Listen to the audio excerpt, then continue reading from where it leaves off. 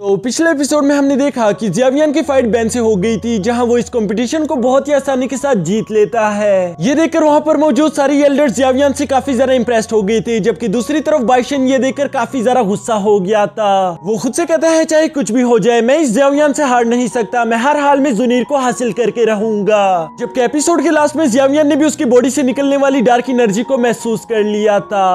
अब आगे तो नेक्स्ट एपिसोड के शुरू में हम देखते हैं कि कनान कॉलेज के सारे एल्डर्स मिलकर एक कमरे में बैठकर जियावियन की इन्फॉर्मेशन पढ़ रहे थे, जहां उन्हें मालूम होता है कि जियावियन तो काफी ज्यादा टैलेंटेड है। वो अकेले ही युनलो सेक्ट से फाइट करके वहां से जिंदा भी निकल आया। उसने युनलो सेक्ट के डाउकिंग को भी फाइट में हराया, लेकिन यहाँ पर सबसे बड़ी बात तो यह है कि वो डाउजोंग के हाथों से जिंदा निकल कर भी वहां से भाग गया। क्योंकि हम ये बात तो अच्छे से जानते हैं कि डाउजोंग कितना ज्यादा खतरनाक इंसान है, वो अपने किसी भी एनिमी को जिंदा जाने नहीं देता। इसलिए मैं ये बात तो यकीन के साथ कह सकता हूँ कि हमारा जियावियन काफी ज्यादा बहादुर और ताकतवर इंसान है, बस उसे कुछ कल्टीवेशन की जरूरत पड़ेगी। ये बात सुनकर वहां पर मौजूद एक ओल्ड एल्डर कहता है कि आपकी बात बिल्कुल ठीक है, जियावियन एक बहुत ही ज्यादा टैलेंटेड स्टूडेंट है, लेकिन आप ये बात अच्छे से जानते हैं कि अगर हमने जियावियन को यहाँ पर ट्रेनिंग दी तो युनलो सेक्ट हमारे खिलाफ हो जाएगा और इसके अलावा कुछ और भी दुश्मन हमारे खिलाफ खड़े हो जाएंगे। जो सुनकर वो फर्स्ट मास्टर कहते हैं कि हाँ तुमने बिल्कुल सही कहा, युनलो सेक्ट से तो हम निपट लेंगे, लेकिन वो बाकी के दुश्मन हमारे बहुत ज्यादा खतरनाक है, इसलिए हमें जियावियन को टेस्ट करना होगा। अगर वो इतना ज्यादा बहादुर है कि वो यहाँ रह सके तो हम उसे अपने पास रखकर ट्रेनिंग करवा लेंगे, नहीं तो ये सब हमारे लिए एक बहुत बड़ी मुसीबत क्रिएट कर देगा। उनकी ये बात सुनकर वहां पर सारे मौजूद एल्डर्स उनके साथ एग्री हो गए थे। इसके बाद सीन शिफ्ट होकर बाइशेंग पर आ गया था, जो कि काफी तेजी के साथ मूव करते हुए जियावियन के कमरे के काफी ज्यादा करीब आ जाता है। यहाँ जियावियन अपने कमरे में बैठा ही हुआ था कि तभी वो बाइशेंग की एनर्जी को महसूस कर लेता है, जिसके बाद हम देखते हैं कि वो भी अपने कमरे से काफी तेजी के साथ मूव करते हुए बाहर चला गया था। इसके बाद ये दोनों ही एक दूसरे के सामने खड़े हो गए थे, जहाँ बाइशेंग जियावियन से कहता है कि उसे छोड़कर चले जाओ यहाँ से। ये सुनकर जियावियन उसे साफ साफ मना कर देता है, जिस पर बाइशेंग को काफी ज्यादा गुस्सा आ गया था। वो अपनी थंडर पावर को एक्टिवेट करते हुए फौरन से जंप करते हुए जियावियन पर अटैक करने ही वाला था कि तभी जुनीर भी वहां पर गैलरी में आ गई थी, जो ये होता हुआ देखकर फौरन से बाइशेंग पर अटैक कर देती है। इस अटैक से टकराकर हम देखते हैं कि बाइशेंग उड़ता उड़ता पीछे जा गिरा था। इसके बाद जुनीर फौरन से जंप करते हुए जियावियन के पास आ गई थी, जहाँ खड़े होकर वो बाइशेंग से सवाल करती है कि तुम ये क्या कर रहे हो। ये सुनकर बाइशेंग कहता है कि कुछ नहीं, बस हम दोनों तो यूं ही मजाक कर रहे थे, तुम्हें यूं गुस्सा करने की कोई जरूरत नहीं। जिस पर हम देखते हैं कि जुनीर को काफी ज्यादा गुस्सा आ रहा था। वो बाइशेंग से कहती है कि मैं तुम्हारी काफी ज्यादा इज्जत करती हूँ, लेकिन इसका मतलब ये नहीं कि तुम जियावियन को नुकसान पहुंचाने की कोशिश कर सकती हो, क्योंकि अगर तुमने ये गलती की तो याद रखना कि मुझसे बुरा कोई नहीं होगा। ये सुनकर बाइशेंग जियावियन से कहता है कि आखिर तुम किस तरह के मर्द हो जो कि एक औरत का सहारा लेकर उसके पीछे छुपता है, क्या तुम्हें थोड़ी सी भी हिम्मत नहीं कि तुम आगे आकर मुझसे फाइट कर लो। जिस पर हम देखते हैं कि जुनीर को काफी ज्यादा गुस्सा आ गया था और वो अपनी एनर्जी एक्टिवेट करके अभी बाइशेंग पर अटैक करने ही वाली थी कि तभी जियावियन उसको वहीं पर रोक देता है और वो उसे इशारा करते हुए कहता है कि मुझे इससे फाइट करने दो। जिसके बाद हम देखते हैं कि जियावियन आगे आकर बाइशेंग से कहता है कि अच्छा तो तुम मुझसे फाइट करना चाहते हो।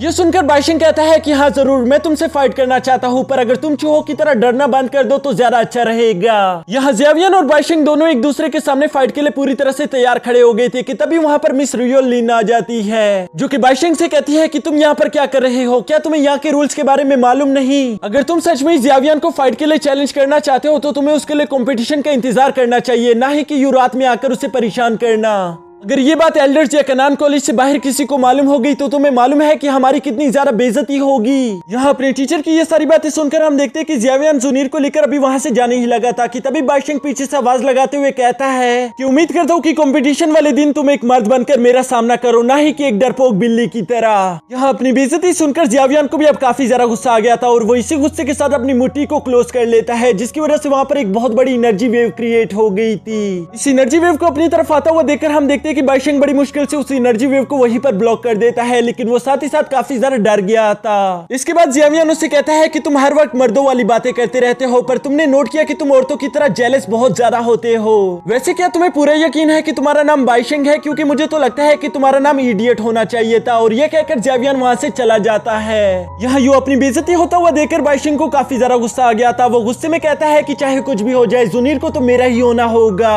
और वो इसी गुस्से के साथ वहां से चला जाता है। जिसके बाद नेक्स्ट सीन में हम उसी रात का सीन देखते हैं जहाँ जियावियन और जुनीर चांद को देख रहे थे। तभी जुनीर जियावियन से कहती है कि वैसे तुम्हारे साथ यूं रात को बैठकर चांद देखे हुए काफी अरसा हो गया, जिस पर जियावियन उसे कहता है कि हाँ पूरे 2 साल गुजर गए। तुम्हें पता नहीं कि ये पिछले 2 साल मेरे लिए कितने ज्यादा अजीब रहे हैं। तुम मेरे साथ नहीं थी लेकिन वहाँ पर बहुत कुछ हो गया था। और ये कहते हुए जियावियन उसे बताना शुरू कर देता है कि पिछले 2 साल में वो कहाँ कहाँ रह कर आया, उसके साथ क्या क्या हुआ और उसकी किस किस के साथ मुलाकात हुई।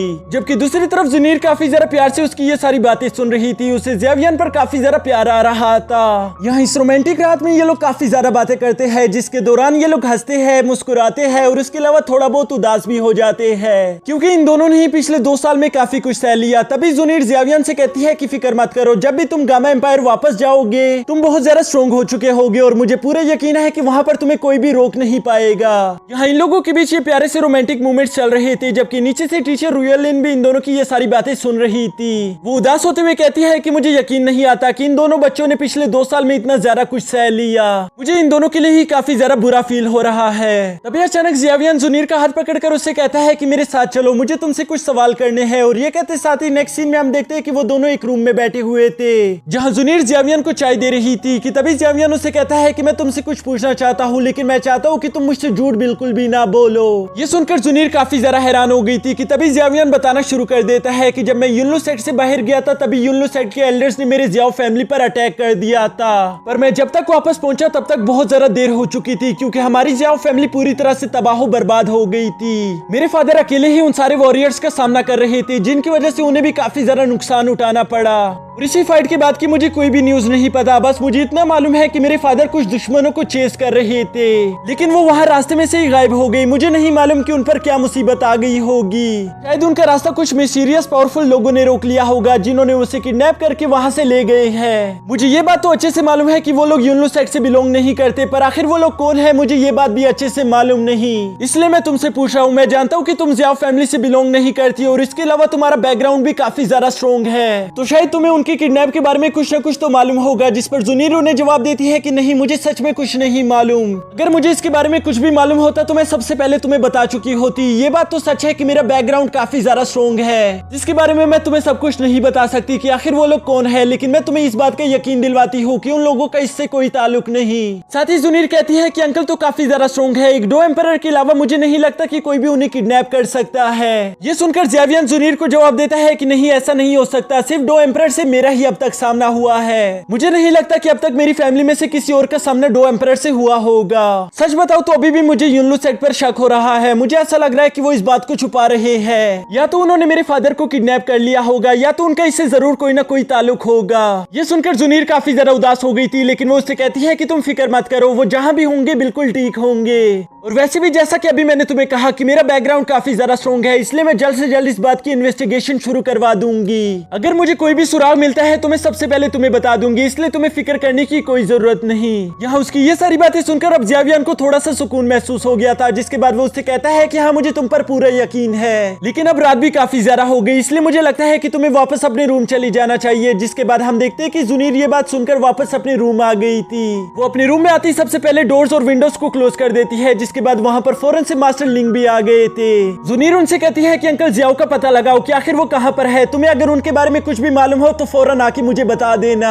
और इसके अलावा मैं चाहती हूँ कि तुम युनलू सेट पर अच्छे से नजर रखो, वहाँ की हर एक चीज की खबर मुझे चाहिए। जुनीर की ये सारी बातें सुनकर हम देखते हैं कि मास्टर लिंग वहाँ से फौरन ही चले गए थे, ताकि वो जुनीर के लिए ये सारी खबरें इकट्ठा करके यहाँ ले आए। और इसी के साथ हमारा ये एपिसोड भी यहीं पर खत्म हो जाता है।